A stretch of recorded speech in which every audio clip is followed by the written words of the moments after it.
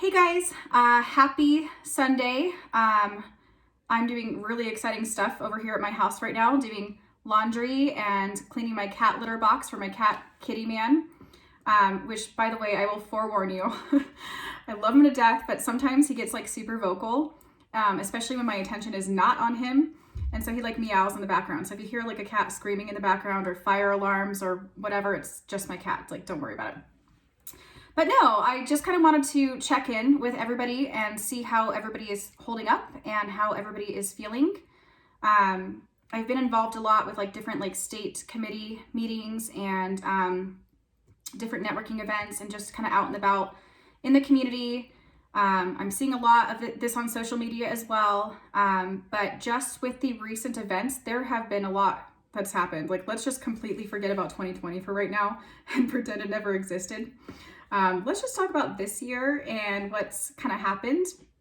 Obviously with the incident that happened on the 6th of January and, you know, the change in power and the change in administration that happened just recently on the 20th, and little events in between, there's been quite a bit to digest for us all over, you know, the past couple of weeks. So I thought it was just important to just kind of share how I'm feeling, see how you guys are doing, and let's just talk about it. I know that there's a lot of people, and again, this is regardless of what your political affiliations or beliefs are. I am personally friends with you know, some liberal and Democratic people and Republican and anywhere in between, doesn't matter. But I know specifically in the Republican Party, it's been a little bit of a challenge and it's been hard to kind of process everything that's been happening. You know, I've heard it from every side of the aisle. I've heard it from, you know, we're going to band together, we're going to stick through this, and this is just more ammo to push back. I almost use the word fight. That's not what I want to do. Push back, even though fight's like a political term, but, you know, political lingo. But, not using that. So push back, and this just gives us more what do you call it? Motivation to step up to those challenges, I guess is a good way to put it. And then I've heard it from, you know what? We're going to start our own party. We're going to do the Patriot Party thing. We're going to separate from the Republicans. They're also corrupt, which I also agree with. There's like corruption everywhere in politics. And we'll talk about that. But to people that are like, you know what? After this last election, I give up, man. I don't even want to vote. And I will never vote again. So I've kind of heard it from every side of the aisle, and people are feeling depressed. People are feeling heartbroken. I've gone through a lot of that too. And so how do we move on from here, and what are the most important things that we need to understand? Number one is unity. I think that term is really kind of thrown out a lot, and it's a very vague term. Unity in and of itself and its definition is, again, uniting for a similar cause, but what does unity really mean? There's been a lot of division, specifically in the Republican Party and with the Patriot movement over the past couple of weeks to even months, especially after the transition of power and this new administration took office.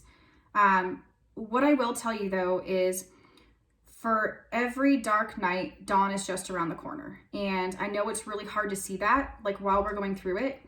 For me too. I mean, I wake up in the morning and I'm like, okay. I turn on the news and I'm like, do I really want to turn on the news? Do I really want to do this? 1, 2, 3, go. And it's like, okay, I regret that. And it's a lot. I feel like something new comes out every day. And I'm sure we all feel that way too. I'm sure you guys can relate. But one thing I do want to tell you is there is something very relevant, very positive that has happened. And I'm not talking specifically about the change in power, because that's been a little challenging for me personally.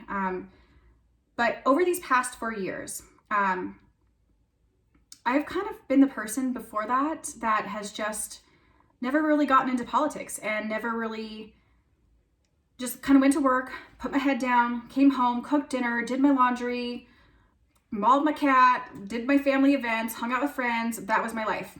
And I think a lot of us were kind of like that. I think some of you out there might be able to relate to that. And it wasn't until these past 4 years that this past President Trump did what he needed to do. he woke this country up. This whole movement over the past few years, whether you call it the MAGA movement, whether you're not even associated with the MAGA movement at all, you're just a conservative that just happened to open your eyes, or even, other parties that have walked away, like the Walk Away campaign. Regardless of the transition of power, this is actually just the beginning. And I know it doesn't feel that way right now because we're like in the midst of the storm and we're kind of just starting to go through it a little bit. But one thing I do want to point out is we are the movement. This is us. He brought the people together. We are united more than ever. And right now, we're going through a little bit of a dysfunctional family thing, whatever you want to call it, but we will get past it. In fact, we have to get past it if we want to retake office in 2 years in the Senate. And we'll talk about how we're going to do that. I'll cover some of that and the importance of that and the steps that we can take to get there. But one thing I do want to point out, guys, and I know it doesn't feel that way right in this very moment, but we still have our rights right now. We have them, okay? And I know it doesn't feel like we have them because it feels like they're being infringed upon, quite frankly, and in some degrees, they are. But we still have them. We cannot give up. I hear a lot of people say, you know what, after this last election or just after this whole experience with the ups and downs of the past few years, I'm just done, man. I can't handle anymore. I'm never voting again. I'm depressed, or I'm just walking away from the party, or no, I'm sticking. All of those things are very valid emotions, and I respect all of them. But one thing I will say is, although we do still have our rights right now, if we want to keep them, we can't just not vote. And some people say, well, why does it matter? My vote doesn't count anyways. Well, it's definitely not going to count if you don't vote. So one thing I do want to tell you guys, though, is even actually just yesterday, I had a group reach out to me, and their focus is primarily on focusing on fair and free elections and the election process and some of these laws that are going to be passed through legislation that we're going to be either fighting against or pushing to pass. They are a national group. They recently just started, but their primary focus is literally just focusing the next 2 years on simply just that, working with legislation, Congress, Senate, and it starts from the bottom up, guys. So I know it's hard not to get tied up in just the national politics, and a lot of the times it feels like we just can't control that. But we can control local government. And I'm telling you, there are a lot of groups that are popping up left and right. I'm seeing them everywhere. I've had a couple reach out to me that is their primary focus, so that in the next election process, whether it's for the Senate or the next presidential election, we are in a much better place than where we were here. So we can look at this 2 ways. We can look at this as we're done. This is how it's going to be for the rest of our lives. Or we can say, all right, we learned, we're going to fix this, and we're going to start now. But we do have a choice in the matter. So it's funny because actually in the mornings, every morning I have my phone, and I have an app that I check in the mornings when I first wake up. And it's a simple little app that just has like motivational quotes and stuff that just something to kind of start your day off right so you don't wake up on the wrong side of the bed before your coffee. And so there are different quotes every morning, but they're always some form of inspiration. And I kind of find it funny because this has kind of been weighing on my heart a little bit, and this is why I'm reaching out to you guys to share these things with you. But the quote that I actually came across this morning when I woke up was literally, winners never quit and quitters never win. So winners never quit and quitters never win. And it was just kind of weird, the timing, just how I've been feeling and what's kind of been weighing on my heart, that came up. So yes, we're in dark times, guys, but I promise you that we will get through this, and we will get through this together. Another thing I kind of wanted to talk about a little bit here is really what's going on in this political climate, and specifically with regards to that, the 17 executive orders that Joe Biden has passed within his first day of office, and I believe another couple in day 2 of office. But I do think it's important because there's a lot of people that I talk to that know about, yes, he passed executive orders, and I've heard about what that order is, but I just don't know what it means, or why we're not in it, or why we're not, why we're either opposed or not opposed on both sides of the aisle. I'm not going to go over all 17 because as much as I love you guys, I have to cook dinner at some point and we'll be here all day. So, but I did pick out 4 I found that were most relevant to me, at least, that I did want to at least make you guys aware of so you guys know what's going on with it. And we can talk about it. So the first executive order that really stuck out to me was the Paris Climate Accord. So we did re-enter that on day 1 of Joe Biden's entering office or being sworn into office. For those of you that were not aware, we were actually previously in that accord. And I believe it was 2017 when we pulled out of it. So the reason we pulled out of that, just so you know, first and foremost, I will tell you, I'm not against any form of energy efficiency or decreasing the emissions that we released. I'm not against anything like that. Here's my issue with this though, and there is a reason why we pulled out of this, okay? First of all, it is very costly. I'm talking millions, and I think it was like 100 million or something. Millions and millions of dollars that are going into this, which from a business perspective, if that pays off and we have measurable results and the funding and the budgets work out, sure, but it doesn't. So first of all, if you guys look it up, it's called the Paris Climate Accord specifically. Anybody can Google it and get a copy of it. I did. I actually spent like 6 hours yesterday, like going through the different orders and what they mean and what the different codes are and the laws and how they affect. But I did read through it. And the first thing that popped out to me is that we're entering into this with several different countries. And this is a long-term thing. It goes all the way out to 2035. But it was only a 32-page document. So that was kind of a red flag. You'd think something like this would have different laws, different expectations by country, different breakdowns, and it'd be like 100 and something at least page document. No, it was 32 pages. So I opened it up. I read through the whole thing several times. The first thing that actually really stuck out to me as I was reading it, I'm waiting for the meat and potatoes of the contract. I'm waiting for where is all the data that I need to make an assessment on this coming from? And it was very vague. It was like there was really hardly any law in there. They didn't have any specific measurements. They didn't have any specific expectations for each country being broken down. They didn't have any specific percentages. They had a combined percentage between all the countries of reduce emissions by 26 to 28%, but by country they didn't. And they didn't have any sort of expectations as far as what systems were going to be in place, what timeframes. The only timeframes that were actually in there were every 5 years we're going to check in and see the progress and, you know, update technology and do another 5 years. Okay, well, I have a business background. You don't enter a contract like that. If we're going to be spending millions and millions of dollars, which I'll tell you where that goes, by the way, in a second, you got to have specific breakdowns and specific expectations for each country and their part in that to get to the end goal of the combined 26 to 28%. You can't just have an overall goal, and it just doesn't work that way. And by the way, China has already underreported their emission report. So that's kind of an issue, but that's a different topic for a different day. Another thing that I have an issue with that is so we do a lot of the funding for that, us as the United States, not me personally, obviously.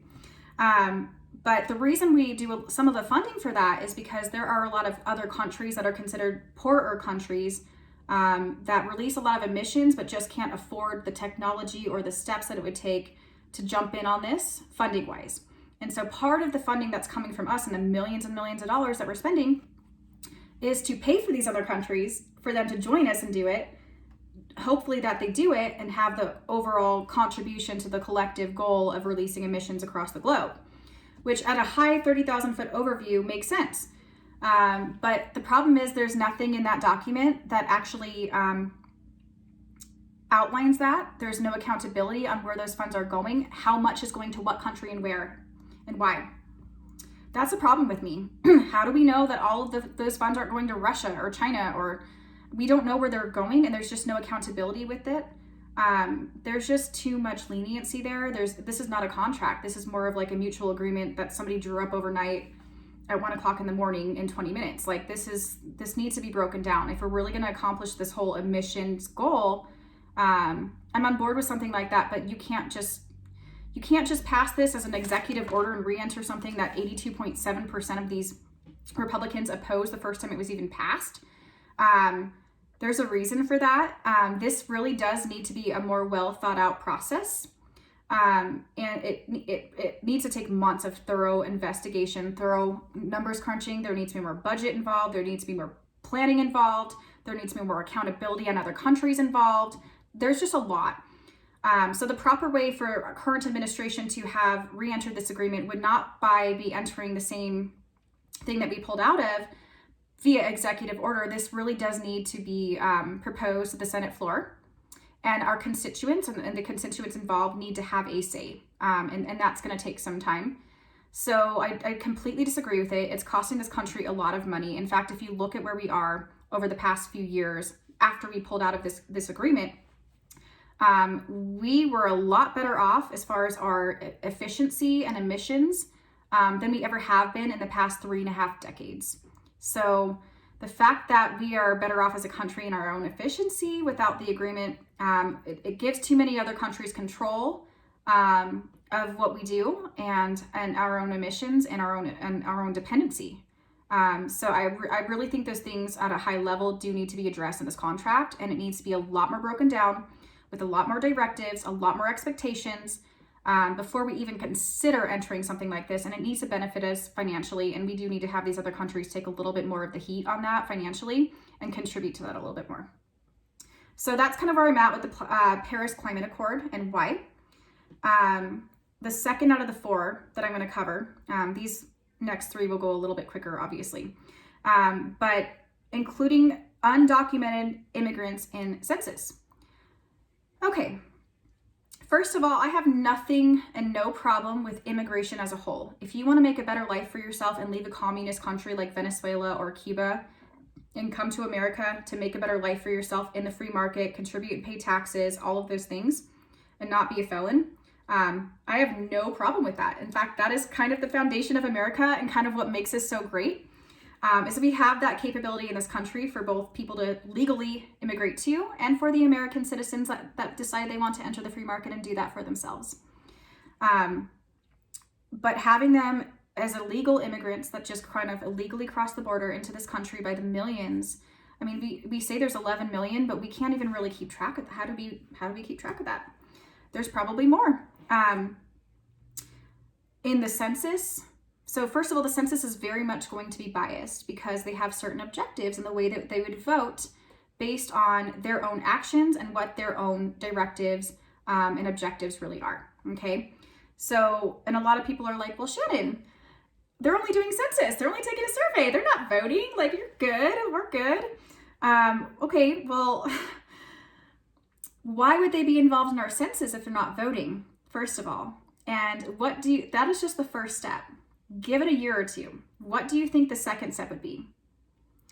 If they're going to be involved in census, it's only a matter of time before they're going to be involved in our voting process as illegal immigrants. And again, if they want to enter this country legally, obtain a green card, obtain a social security card, obtain employment, and pay taxes into our economy, good for you, man. Pat on the back. That's great. But think about it from an economic perspective, okay? So if we've got a lot of illegal immigrants coming into this country, they're allowed to be here. They're not being deported. Some of them may have drug cartel involvement. Some of them may have certain rape crimes or certain felonies that are now entering our society, okay?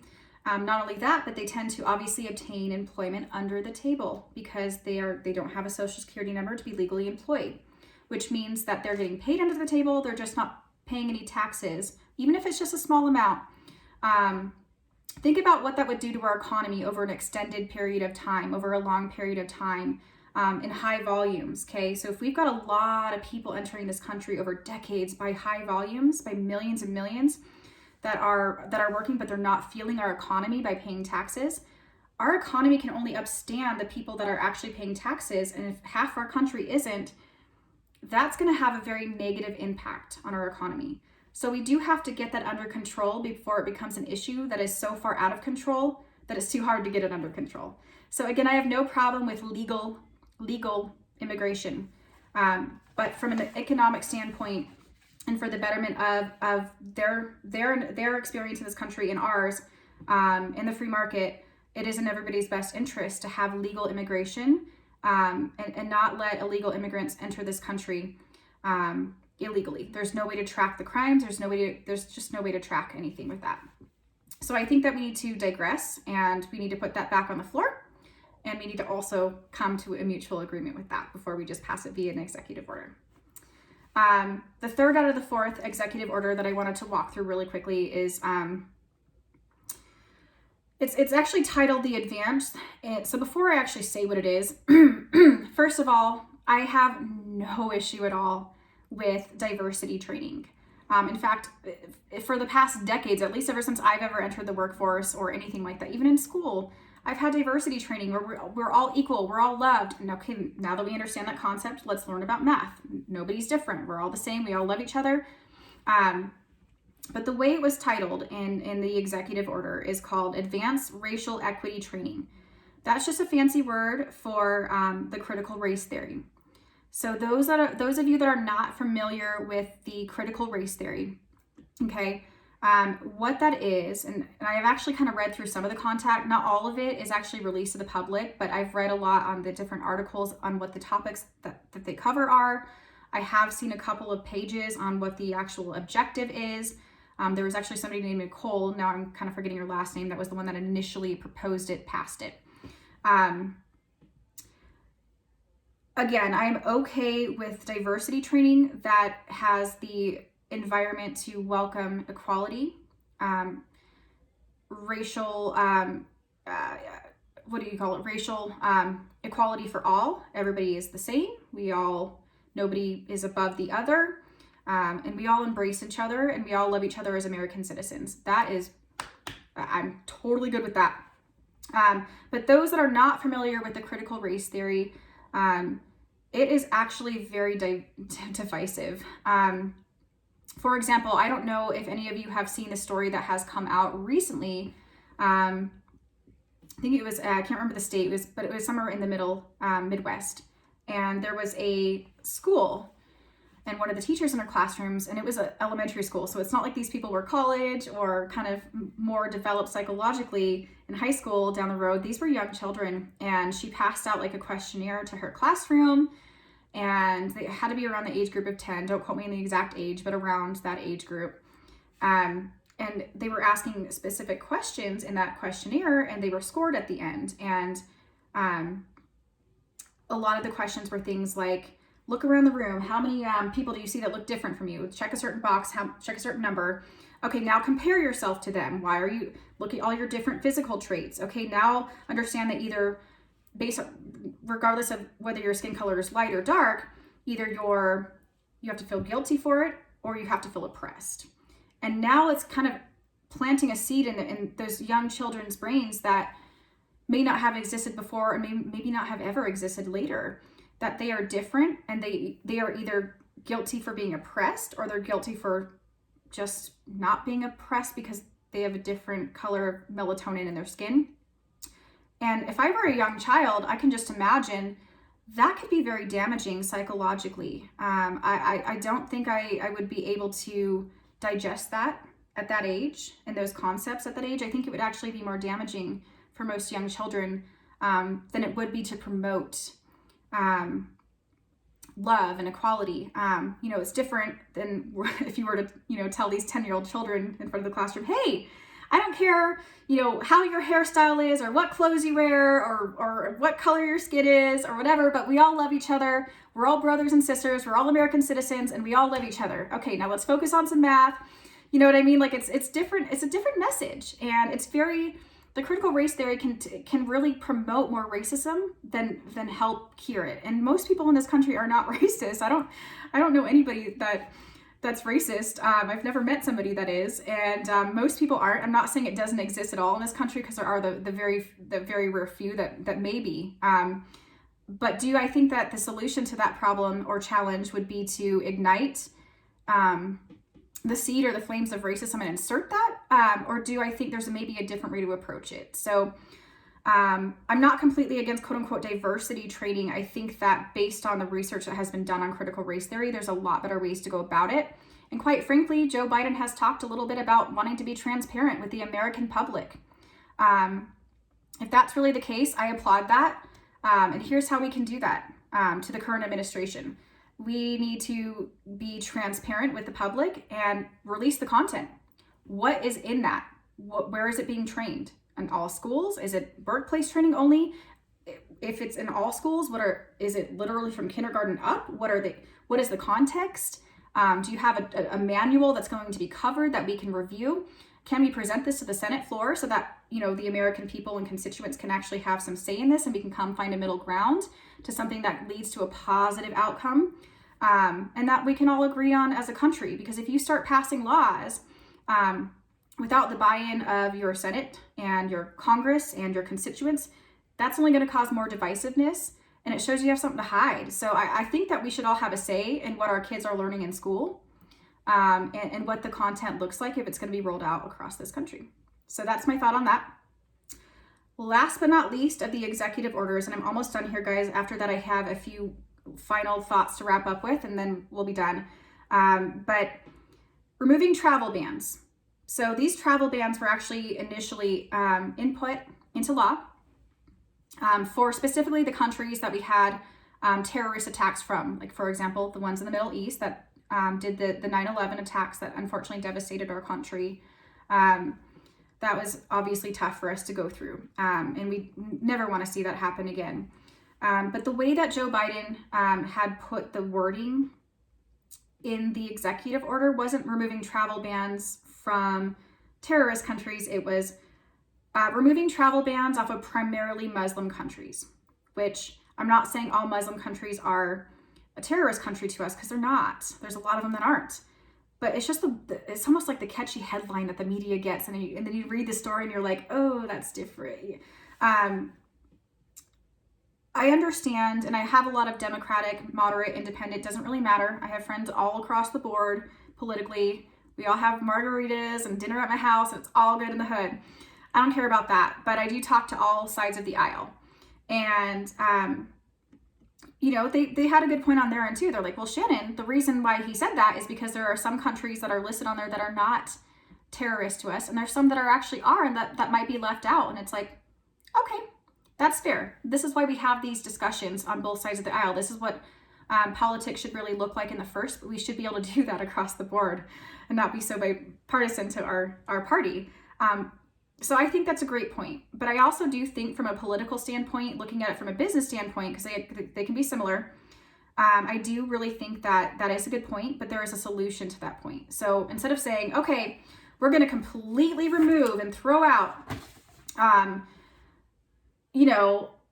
a potential solution, whether you agree with the solution or not, to a potential problem of, terrorist countries and travel bans, which, by the way, might I add, it's not just travel bans saying you can't enter the country if you're from those countries. It just means there's certain additional steps that you would have to take flying in from those countries that you wouldn't have to if you're flying in from Paris. There's a lot more restrictions, okay? Bans don't technically mean bans. It just means there's a lot more hoops to jump through for for national security purposes, okay?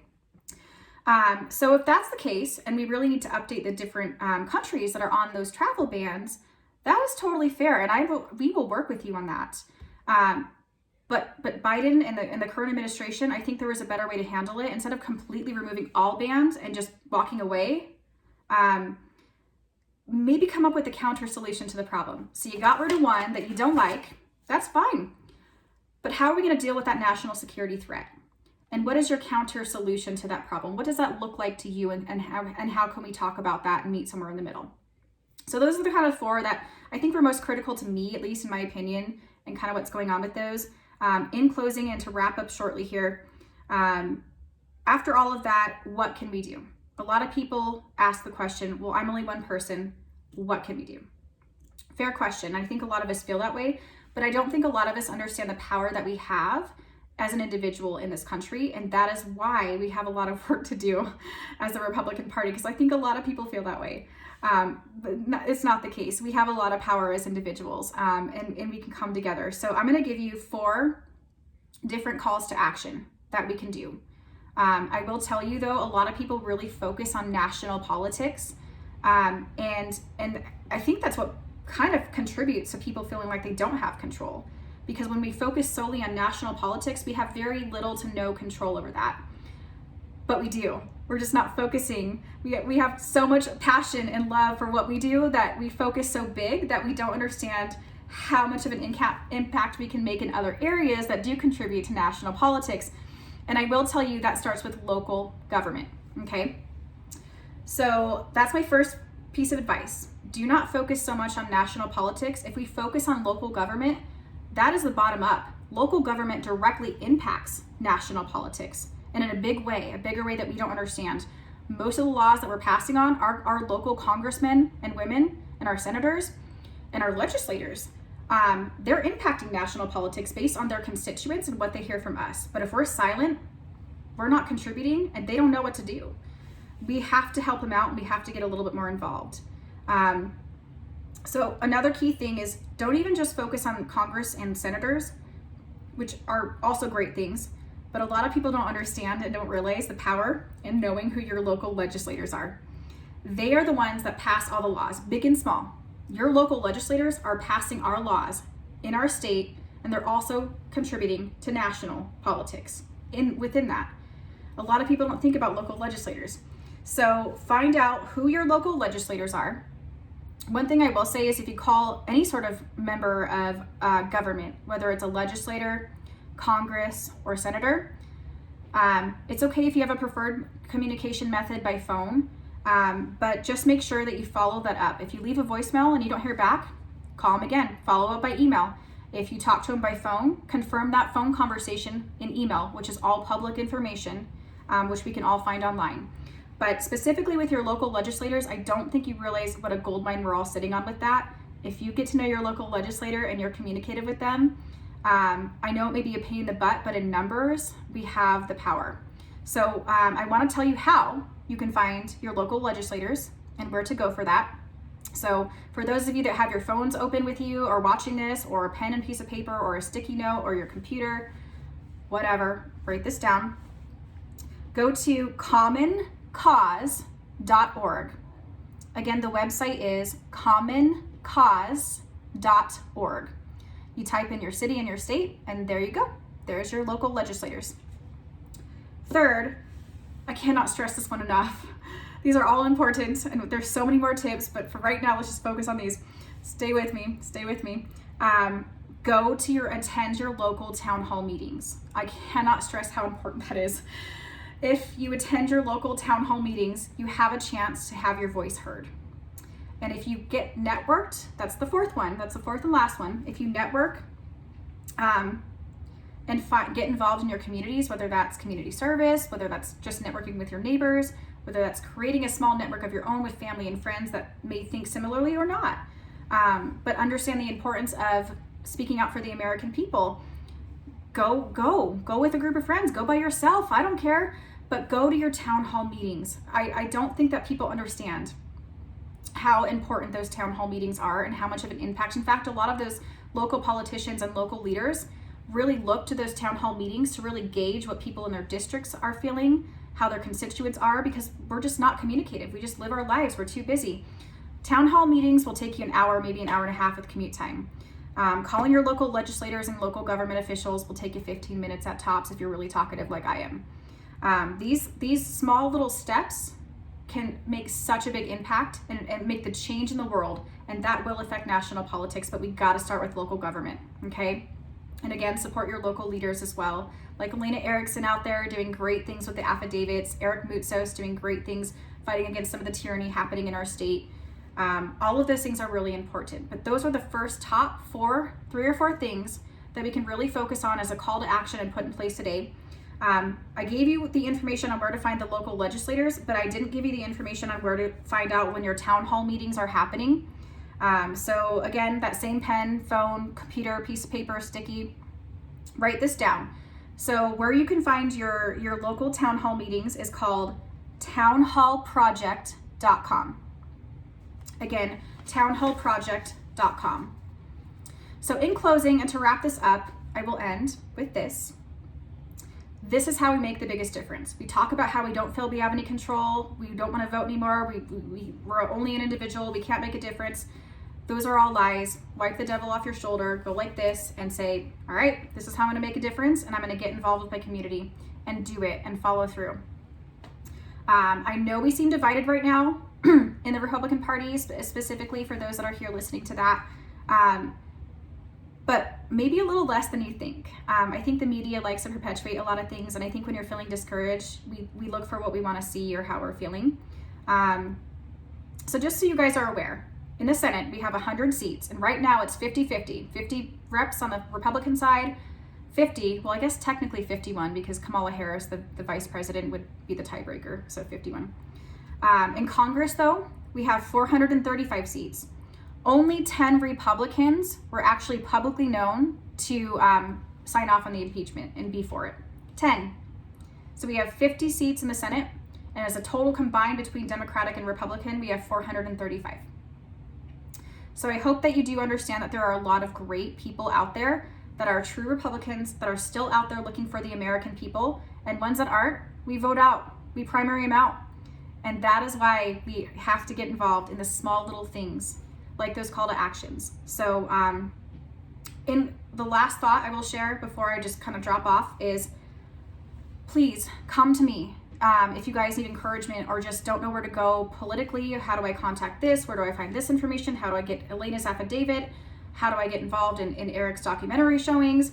What is the next event? Hey, I need a shoulder to cry on and somebody to punch. Well, don't punch me, please.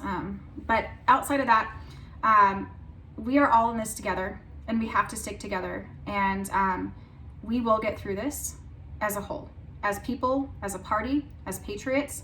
But come to me. I'm here for you. And you know what? If you're in a position where you can be there in the same way for other people, please do. So I will go ahead and end that with that. And thanks for listening, guys.